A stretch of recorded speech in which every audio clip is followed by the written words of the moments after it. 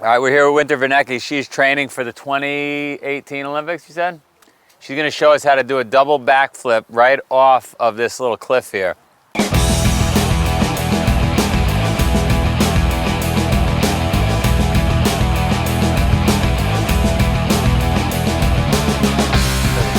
We are here, SpartanUpPodcast.com with the team, Colonel Nye, Sephra Rewilder, and Johnny, the doctor.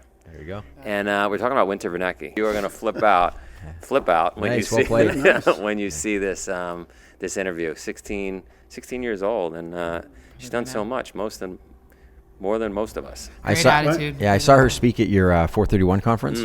What an incredibly impressive young lady. So I'm really looking forward to this interview. Yeah, how do you make kids like that?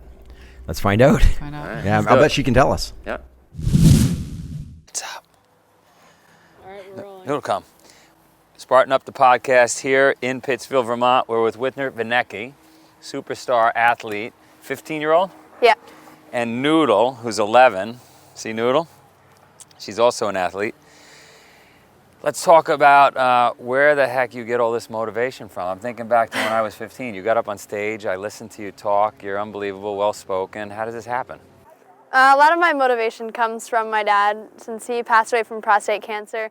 So a lot of what I do, I'm just trying to go out there and raise awareness for prostate cancer awareness to bring honor to him and kind of remember him.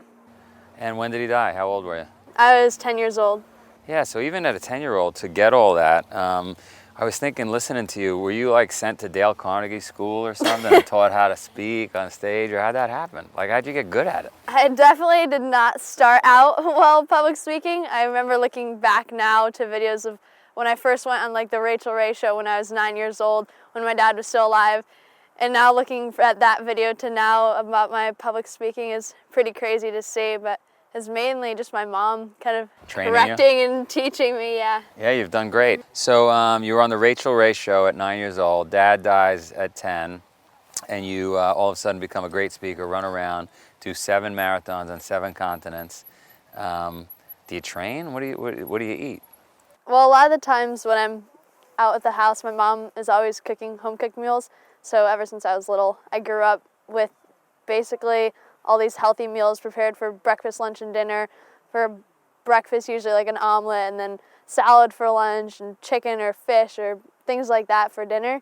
So I grew up in a very, healthy family, always exercising. My mom would go out for runs, and I decided to go try to run with her up and down our driveway and roads, 4 miles, starting when I was really little, just because I wanted to try it. And Is grew up she like that. so she's a health nut? Yeah, definitely. So she's always been a health nut. This wasn't something that happened when your dad died.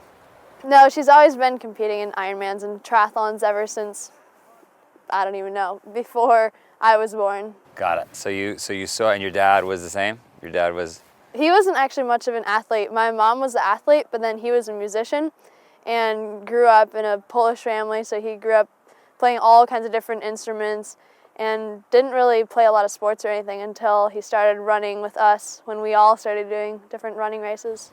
So what's next on your list? Tell me what you've done. You've done 7 marathons, you've done a ton of stuff now. What have you done? Oh boy. Well, one of the biggest things I did this past year was run a marathon on all 7 continents. So I did that for prostate cancer awareness and now have the world record for the youngest person to do so. Nice. And did you swim from continent to the continent? No. You didn't swim? No, we didn't swim. We just took a plane, which Nice. is sometimes harder than actually doing the race itself and getting into the different races. How much time was between marathons? We did all, because my mom did the races with me as well, and we finished the 7 marathons in 18 months, and the last 5 being within a year. Oh, And nice. the closest time in between was the last 2 in New Zealand and Greece, and there's only like a week in between. That was a juggle. Yeah, trying Nice. to fly from New Zealand back home, then back to Greece was kind of crazy. And what about school when you're running around doing all these things, these races and speaking? And I do online school through Stanford University. They have an online high school program that I basically just go on my computer and log on to classes and submit my homework. And so you don't have to go physically into a school? No. That's awesome.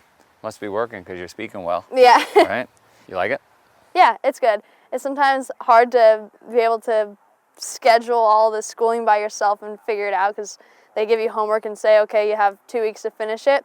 to be able to plan it out is a little tough sometimes, but make it work. And then what about you don't see other kids like you'd normally see in school? Is that a problem?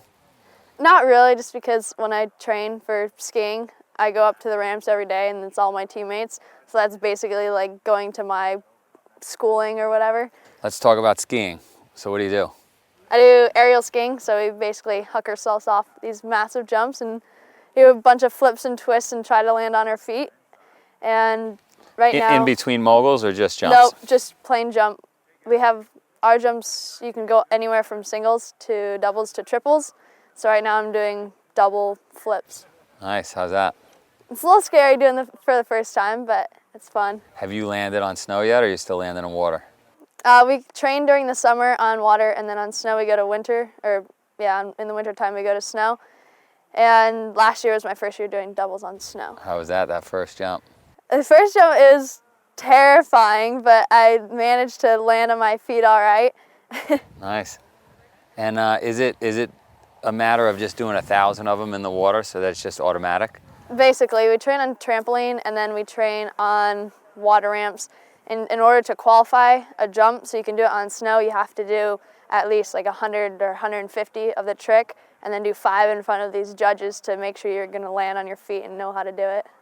What about the old days when they didn't train that way and they just went out and did it on the snow? Yeah, well, that's like the slopestyle athletes. I don't think they don't have to qualify any tricks, so they just go out and try new tricks. Some of them will try it on tramp or into foam pits or in the water ramps, but a lot of them just huck it on the snow, which I don't think I could ever do. I don't know if I'd have the feeling confident enough for trying a new trick just on snow. It's pretty bold, right? To have just Yeah. done it. In the 70s and 80s, I would imagine that's what they did. Yeah, no helmets. Nothing, hucking right? themselves. Just go for it.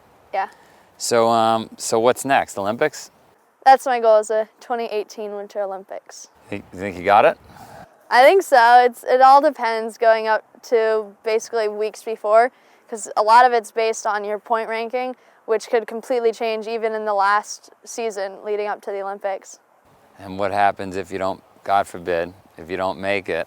You have plan B. You're running around you'll probably done an Ironman yet? No, I haven't done an Ironman, but definitely want to do an Ironman. You have to be 18, so got a few more years, but if I don't make it to the Olympics, then I'll find something to do. I want to go to Stanford University for college, Nice. So I'd want to go there, continue running, or continue aerials. How about like climbing Everest or anything? Is that on your list? I don't know if I'd want to climb Mount Everest. One thing I do really want to do is go skydiving. I do skydiving? Yeah. I did skydiving once. So I get out on the wing of the plane because you crawl out on the wing. Yeah. And they have you holding on to the wing and you're flapping in the wind. And they said, let go. I was like, I don't want to let go. And literally the guy was banging on my hands, let go. I hope you're not sitting still while you listen. If you are, you better get a burpee break in.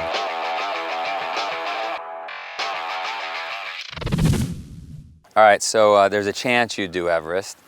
You're doing double flips. How high do you get when you do a double flip, by the way? It's about 30 feet in the air. 30 feet in the air. You're looking to go in the Olympics. You did 7 marathons in 7 continents. Are you running from something? Or are you just fearless? What's going on there? Are you just trying to get yourself out of your comfort zone? I think it's just this sense of like adrenaline and that excitement that you get when you try something new, even if it's a little scary sometimes. So like when I did my first double backflip on snow, even though it was terrifying, you have to step outside that comfort zone to kind of push yourself a little further than you think was possible. And you think that's good? I think that's good. You always gotta, you never want to be just kind of in your own little comfort zone, because you're never going to be able to know what you really are capable of. You don't grow. They say No. comfort stunts growth. Yeah. Right? I You just got to get uncomfortable, whether that was doing online schooling Yeah. or whatever. Well, good stuff. What's your favorite exercise? Favorite exercise? Yeah, favorite exercise. Could be anything. You don't like exercising, do you? Well, I'm trying to think of which one here. I mean, if skiing counts as just like skiing around counts as exercise, I like that. But I mean, Free skiing, you just love free skiing? yeah, free skiing, or just a lot of times I train with a personal trainer and we do like circuits. So I love those. Like circus? Yeah. So I just want to end with this, with Winter Vinecki. She's our youngest interview ever, 15 years old, did 7 marathons on 7 continents, but Surrental Fine, Is that how you say his name? Sir Reynold Fines. You ever hear of this guy? He cut off his own fingers because they were frostbitten. Oh my God, that's crazy. What did he do, in a garage? Yeah. The doctor was taking too long. He didn't have time. He bought a hacksaw and he cut him off. He did 7 marathons on 7 continents, in addition to a bunch of other things. With no fingers. In 7 days. In 7 days, he did that, which is difficult, as you know, to fly around and hit 7 continents, right? Yeah, it's hard enough doing it in 18 months. I can't imagine he did it in 7 days. So we got to introduce you two guys. That'll be a podcast. Yeah. Thanks for coming. All right. See Thanks ya. so much. Yep. Wow, was that amazing? Seven races, 7 continents? 7 marathons, not just races. races. Well, 7 marathons at 15 years old? 15 years old. She That's started. incredible. Did she do them all at 15? You know what I think is extra incredible about that? She's not a runner. I mean, she's a runner, but Right, that's not a usually if you're primary. doing that, you're famous for that. She's a world-class skier, like a ski jumper, right? Yeah. Aerial skier. Like, this is a pretty well-rounded young lady. She's definitely going places in life. I mean, you don't see 15, 16-year-old kids acting like this. I want to know how to make my kids like that. Well, you have superstar kids, but that's not. They weren't. They were from your wife's first marriage. I had very little to do with it, but maybe it's because I was away a lot when they were growing up. That could be. It could be. I think. Tell me about David and Goliath. Well, I think there's some competing theories out there. You would think, and we've all said it, that to get to success, especially at that young age, you need a very strong nucleus and you need a family. But maybe I misunderstood what I read. But in David and Goliath, they did talk about that many of the people who have made it, that he talks about statistically, actually lost a father at an earlier age. And again, we talked about adversity. And I didn't know you were talking about the recent David and Goliath. Oh, I thought you were the original David and Goliath story. Yes, I did read it. Got it. And do you remember that? Or? I keep going. Well, that's the part I remember that has reference to this. But it talks about that, and this young lady sadly lost her father at 12. 12, yeah. But has again taken that energy and turned it into a positive and turned it towards causes. She talks about comfort stunts growth, and it's so funny. We try and create these environments for our kids where we give them everything and all the opportunities, and it seems like the right thing to do. And yet, so many people who go on to great success, it's overcoming something, and they've lost someone or something's happened in their life. Not always something good. And I don't mean that we should go out and create terrible things to happen, but it's a really good example of that anything that does happen, you get to respond to. Yeah, Right. And I think also kind of references back to Ben Greenfield's interview, right? It's not that invisible training. She's out there running with her mom, and I think it is doing some, starting when you're young, right? Like the way you're training your kids. And it reminds me of it's kind of a broad analogy, but I did a dryland restoration project with Brad Lancaster and Bill Zedek, which was out in the desert. And basically, when you have huge arroyos or like huge erosion that comes from the runoff when there's a lot of rain in the desert, it can erode big river valleys. And what they need to do, right, is if you can go to the source of where, in certain cases with erosion, right, if you can go up to the source of where that erosion starts, it's just like a little trickle, right, and you can like move a stick or move a branch or something and divert it. But by the time you get down to the gushing flow of erosion where it's a huge gully, it's a lot harder to remediate and change that erosion. So if you can get these ideals and if you can get these philosophies and things instilled in kids at a young age, it's a much easier. You can create. Otherwise, you can end up with the Grand Canyon. Oh yeah, sure. exactly. No, but exactly, it's funny though. You look at some of the issues that people deal with later in life, and it was something little, right? And it was that little thing that they let break them rather than make them. I don't want to sound cliche, but you're right. It's if you go back to the source and figure out where that little thing was and how to redirect it.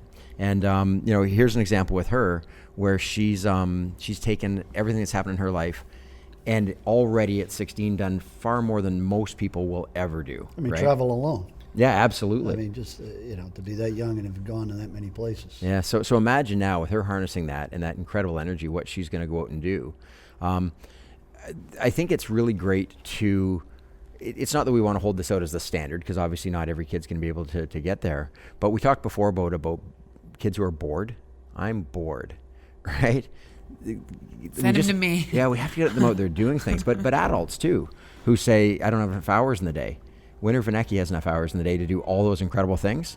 So at that age. That's Winter calling now. Fantastic. Yeah. Cool. She just got done ski jumping. Yeah, and I mean, and there's something to be said. Her parents have supported her. She's homeschooled. She's able to to work on what she's passionate about. And that right there, I mean, that's a privilege, you know. And it's not to discredit kids who may not be doing things in the physical realm, right? There's a lot of things that can be celebrated, but I just really loved her, like her positive go-getter attitude and just her dedication. She talks about she has to do a trick 150 times before she can do it on snow. Yeah. And so just like that repetition and getting really good at something before you actualize. And one quick thing on that whole thing about the 150 times before you do it on snow. And when I do my hypnosis, that's something I really talk to people about. Hypnosis? Yeah.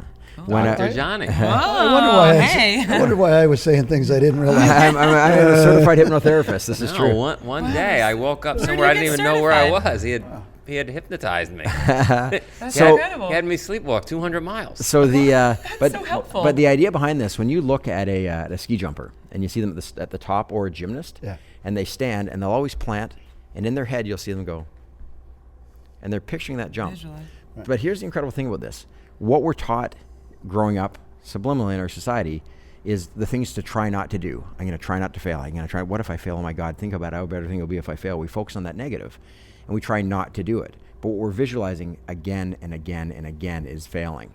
So these athletes, if they were to picture wiping out every time they pictured that, they would never be able to do that jump.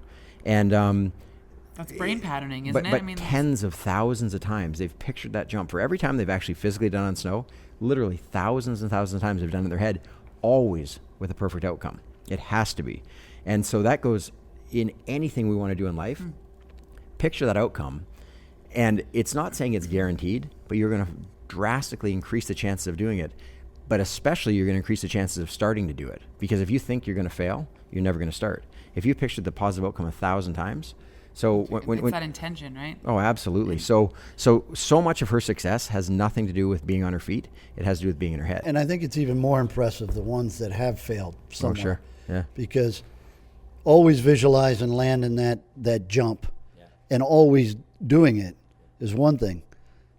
Thinking you're going to succeed and then crashing that next time back up. Now that thought of failure is in your head. Yeah. It's there much bigger than it was before. Sure. Because you hadn't experienced it. Yeah. Now that whole mindset really comes into play. I think it's that first one back, whether you're jumping or racing or, if you're falling off a bicycle going down a mountain or whatever, that next time, that's where the real mental focus and mental power comes in. And it's great that we have all these different podcasts to refer back to now. You mentioned Taylor Finney, and I immediately thought of Nate Carr with his visualization of taking that failure, writing it down, crumpling it up and throwing it in the fire in your head, right? Yeah, he's not afraid of it, right? Get out of here. So if you want to see all these podcasts we're talking about, go to SpartanUpPodcast.com. You'll see the notes from this one. You'll see what we took away from it. You get a chance to let us know what you took away from it at Colonel I's Interactive Corner. And you'll also be able to check in and see all the other great podcasts we're referring to. The Spartan Up Podcast is brought to you by Spartan Race Incorporated. To find a race near you, visit Spartan.com. Interviews were conducted by Joe DeSena, with help in the UK from Del Grismo, video and audio production by Marion Abrams, with audio post-production by Aaron Moore. Thank you for listening to another epic story of success, and don't forget to visit SpartanUpPodcast.com to find videos of every episode along with notes and lessons.